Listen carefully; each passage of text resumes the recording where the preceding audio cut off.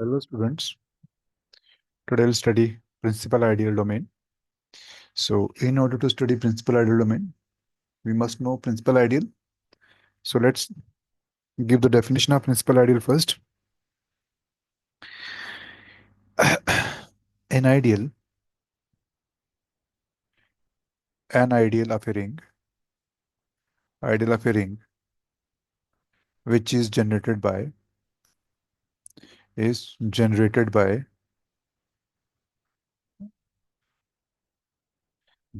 single element is called principal ideal. ऐसा ideal जो single element से जनरेट होता है that is called principal ideal. ठीक है. तो मैं if I is a principal ideal generate principal ideal generated by an element A, then we write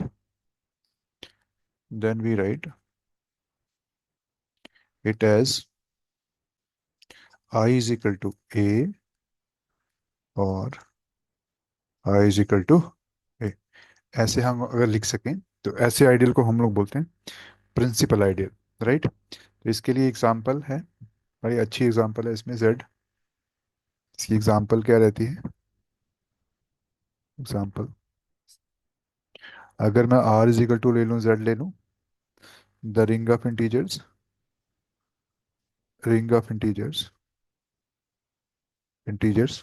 then इसके आइडियल जो होते हैं, then the ideals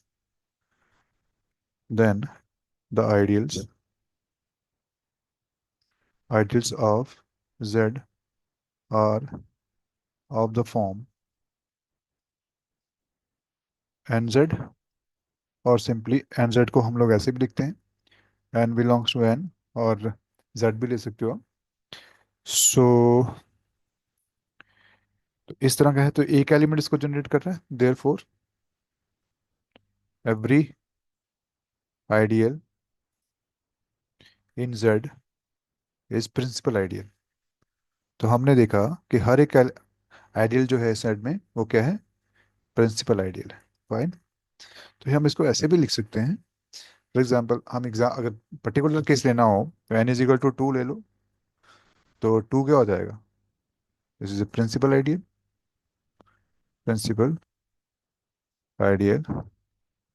of z. Similarly n is equal to 3 लेना है तो 3 ले लीजिए. इस तरह आप बना सकते हो बहुत सारे प्रिंसिपल आइडियल्स. जैसे ideal of z.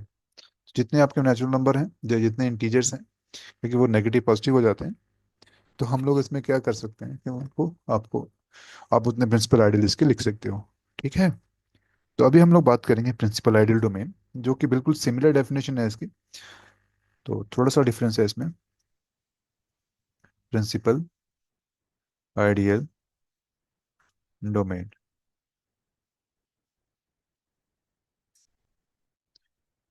N ideal sorry, an integral domain. It should be an integral domain. An integral domain in which every ideal every ideal is generated by a single element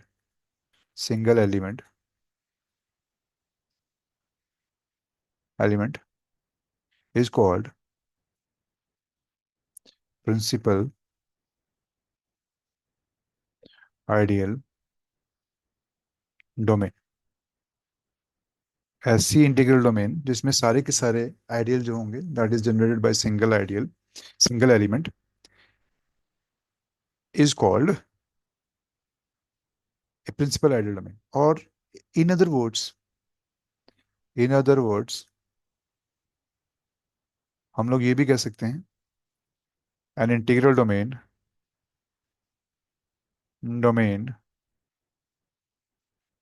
in which every ideal is a principal ideal,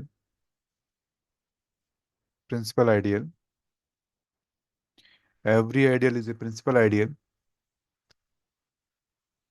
is called principal ideal domain. ठीक है, तो principal ideal क्या हो गया हमारा? हम लोग इसको पीआईडी से भी लिखते हैं, शॉर्ट फॉर्म पीआईडी। सो आपकी पीआईडी क्या है, आईडी क्या है? ये हमारी होगी इंटीग्रल डोमेन होगी एक, एक दो इंटीग्रल डोमेन है जिसमें with all ideals as principal ideal, जिसमें सारे के सारे आइडियल क्या होंगे, प्रिंसिपल आइडियल होंगे। तो ऐसी आइडियल डोमेन, इंटीग्रल डोमेन जिसमें सारे के सारे आइडियल प्रिंसिपल आइडियल हों, ऐसी प्रिंसिपल आइडियल डोमेन को हम लोग बोलते हैं पीआईडी। ऐसी आइडियल इंटीग्रल डोमेन को हम लोग बोलते हैं प्रिंसिपल आइडियल डोमेन। ठीक है, तो अभी हमने जेड की बात की। जेड में सारे के सारे आइडियल क्या होते हैं, प्रिंसिपल आइडियल होते हैं। तो एग्जाम्पल मैं वही ले लूंगा दोबारा से, यही R is equal to Z, the ring of integers,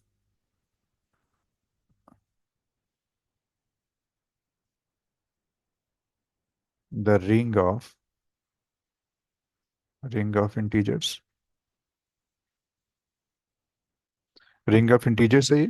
ठीक, रिंग ऑफ इंटीजर्स में क्या होता है? अब रिंग ऑफ इंटीजर क्या, इंटीग्रल डोमेन तो है ही है ये। वो एक पहली कंडीशन तो सेटिस्फाई कर ही जाती है इसमें। अब इसमें आइडियल किस फॉर्म के होते हैं? All the ideals, all the ideals are of the form, किस फॉर्म में होते हैं, एन जेड फॉर्म। और ये एन जेड कैसी होती है, जनरेटेड बाय एन। ठीक है, सारे के सारे आइडियल क्या होते हैं, एन से जनरेट होते हैं। तो एक एलिमेंट जनरेट कर रहा है, that is every, that is every ideal of Z is generated by single element, bye single element. ये जो एन है इसको जनरेट कर रहा है, ठीक है। तो सिंगल एलिमेंट से जनरेट कर रहे हैं, तो इसका मतलब every ideal is a principal ideal, every ideal is a principal ideal. तो इसका मतलब क्या हो गया, every ideal is a principal ideal, this means what, Z in Z, in Z लिख देते हैं। तो जेड क्या होगी हमारे पास, इंटीग्रल डोमेन तो है, तो आइडियल भी इसके सारे प्रिंसिपल आइडियल हैं। तो Z is a P I D, that is principal ideal domain. ठीक है, नाम बहुत भारी भरकम है लेकिन ज़्यादा मुश्किल नहीं है इसमें, डेफिनेशन बहुत सिंपल है इसकी। तो ये प्रिंसिपल आइडियल डोमेन के बारे में हो गया। अब हम लोग, हमने देखा कि इंटीजर्स में आइडियल कैसे जनरेट होते हैं, सिंगल एलिमेंट से जनरेट होते हैं। सो ये क्या है, प्रिंसिपल आइडियल डोमेन। अब हम लोग एक प्रूव करेंगे, एक एक्सरसाइज करेंगे जिसमें हम लोग प्रूव करेंगे, या थियोरम करेंगे जिसमें हम लोग प्रूव करेंगे कि हर एक जो रिंग ऑफ इंटीजर है उस वो क्या चीज़ है, प्रिंसिपल आइडियल डोमेन है। तो अब हम इसको प्रॉपरली प्रूव करने वाले हैं, इसका प्रूफ लिखने वाले हैं। सो let's start with the proof. इसके प्रूफ की बात करते हैं अभी। थ्योरम, थ्योरम क्या है? Theorem is every z is in the ring of integers is a PID. The ring of integers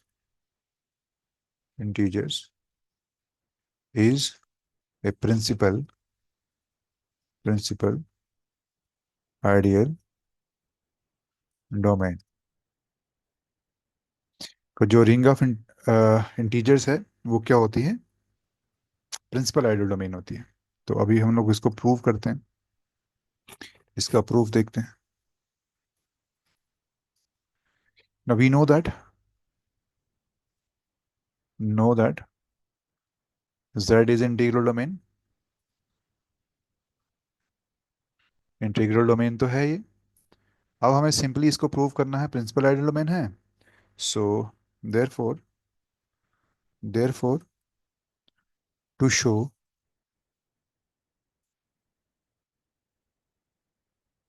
therefore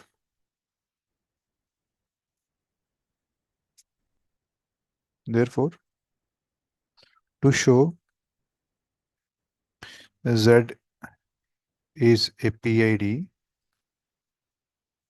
we shall simply show that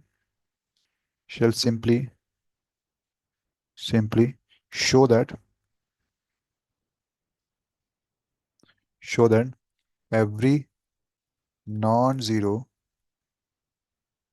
ideal of Z is a principal ideal।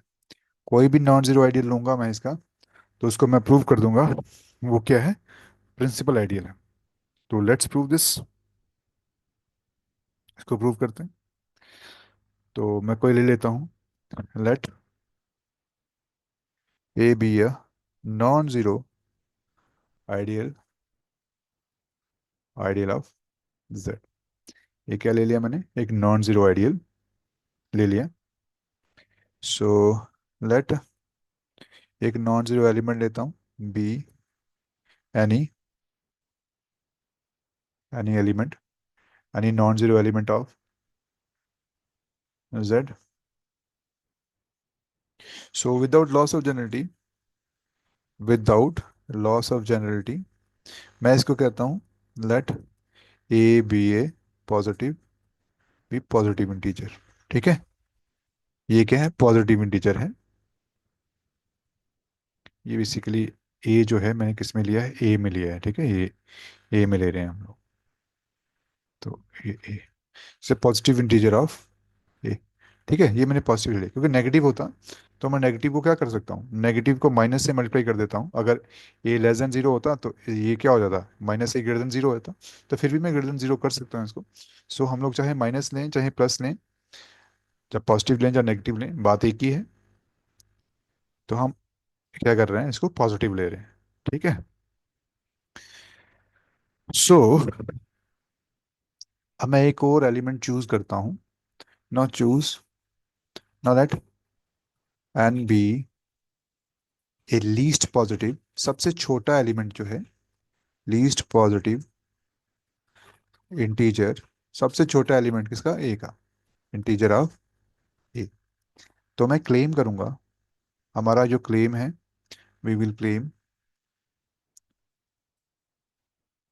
हमारा जो claim होगा वो क्या होगा, कि ए जो है वो किससे जनरेट हो रहा है, एन से जनरेट होता है। ठीक है, ये हम लोग क्लेम करेंगे।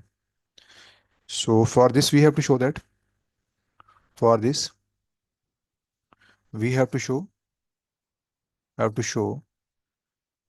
क्या करना पड़ेगा इसमें, हमें शो करना पड़ेगा कि ए कंटेन है किसमें, एन में, एंड एन जो है वो किसमें कंटेन है, ए में।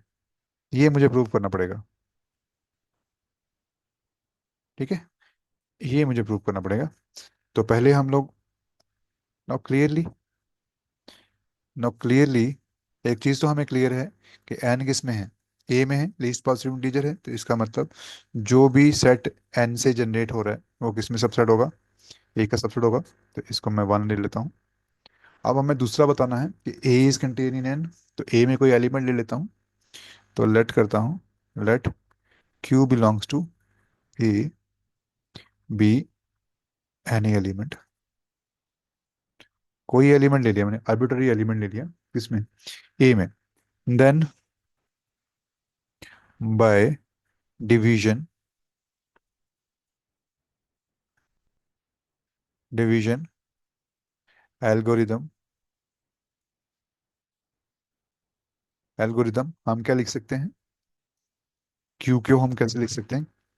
एन डिवाइड कर सकते हैं क्यू को, तो there is n m plus r, where zero less than equal to r less than equal to, sorry less than, strictly less than n, strictly less than n. तो ये मेरे पास आ गया, इसको रख लीजिए सेकेंड इक्वेशन। ठीक है। अब देखिए ये m किस में है, ये a में होगा क्योंकि a is also a set of integers, so no problem, we are taking m in n। So let's start. ना देखिए यहाँ पे क्या होता है, हम इसको ऐसा लिख सकते हैं, इसको अगर मैं ऐसे लिख दूं, r को मैं कैसे लिख सकता हूँ, फ्रॉम सेकेंड,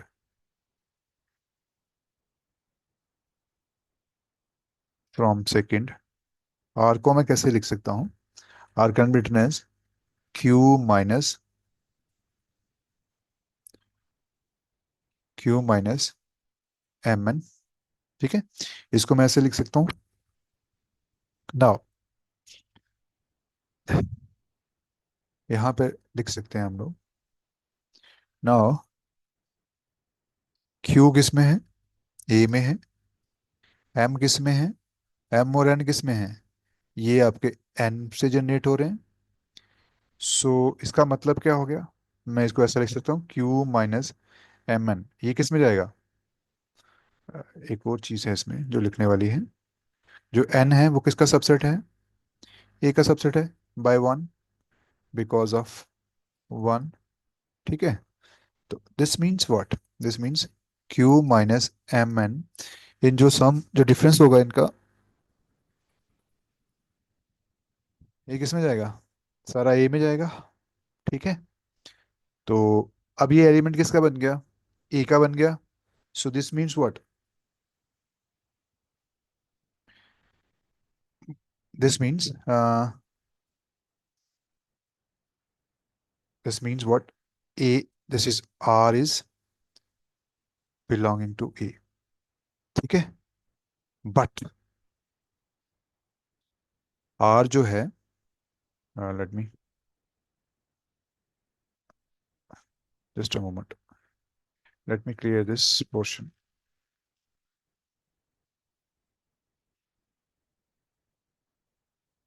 अब देखिए हमारे पास क्या है, ना, आर हमारे पास क्या है, दिस इंप्लाइज आर किस में आ गया, ए में आ गया।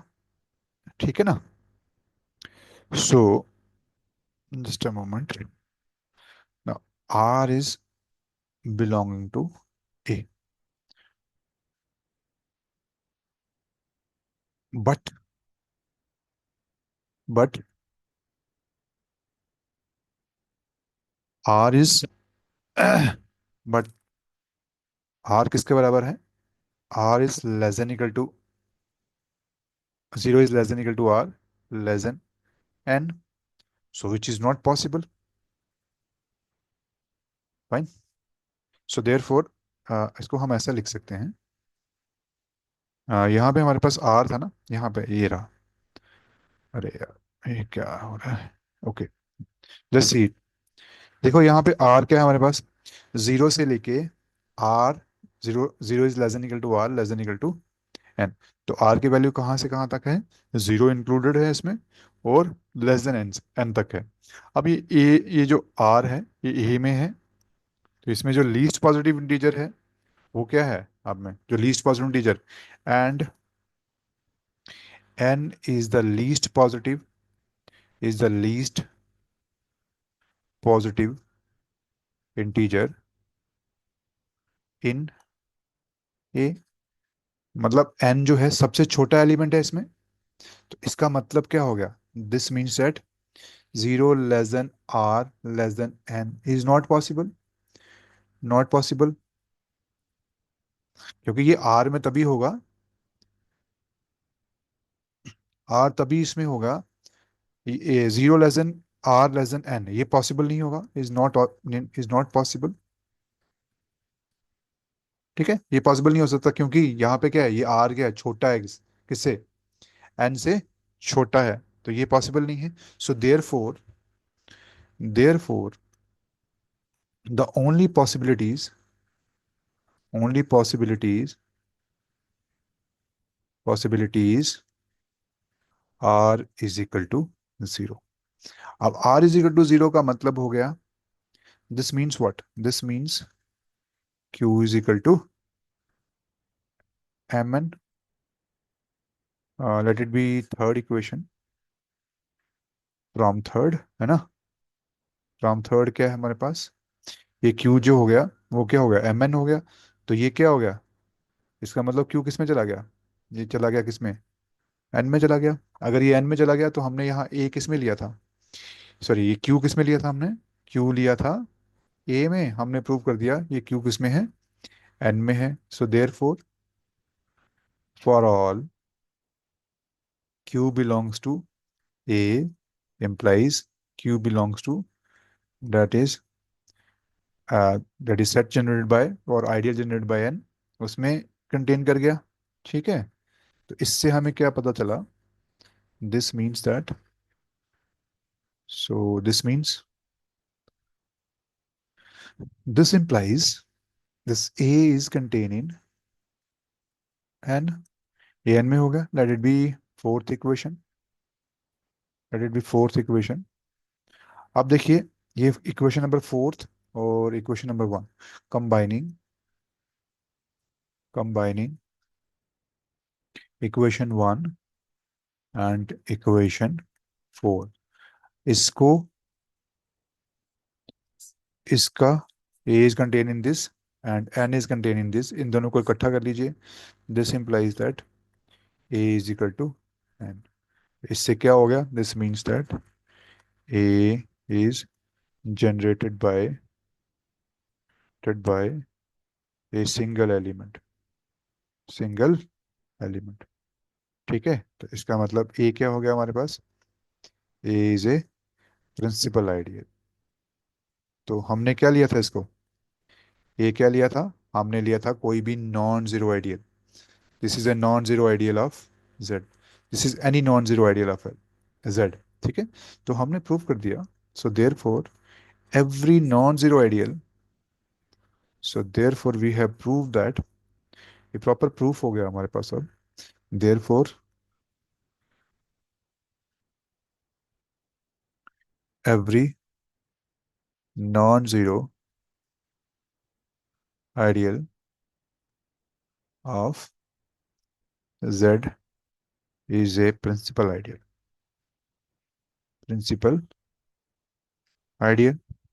तो इसका मतलब क्या हो गया, अगर सारे के सारे आइडियल क्या होंगे, प्रिंसिपल आइडियल हो, तो क्या बनेगा ये, z is a PID, principal ideal domain, that is principal ideal domain, ideal domain. तो हमने अब officially prove, sorry, this is properly इसको प्रूव कर दिया, इसका प्रूफ लिख दिया कि कोई भी जो इंटीजर होगा, सॉरी कोई भी जो आइडियल होगा इंटीजर्स में, वो क्या होंगे, प्रिंसिपल आइडियल होंगे। और हमने प्रूव कर दिया कि z क्या है, प्रिंसिपल आइडियल डोमेन। तो पहले हमने एग्जांपल से प्रूव किया था, अब हमने इसका एक प्रॉपर प्रूफ लिख दिया। ठीक है, so this is the proof of this, will stop here, यहीं पे रुकते हैं अभी। So thank you.